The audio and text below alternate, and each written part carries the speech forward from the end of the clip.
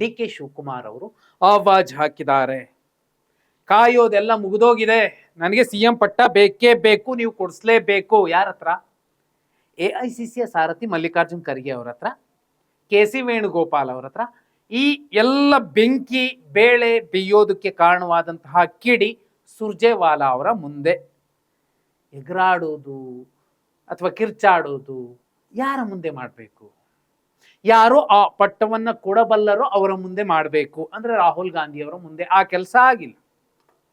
ಇದೆಲ್ಲವೂ ಕೂಡ 28ನೇ ತಾರೀಕು ರಾಹುಲ್ ಗಾಂಧಿ ಅವರು ಬರ್ತಾರೆ. ಬರಕ್ಕಿಂತ ಮುಂಚೆ ತಾಳಮೇಳ ಹೈಡ್ರಾಮಾಗಳೆಲ್ಲ ಮುಗಿದೋಗಿದ್ದಾವೆ.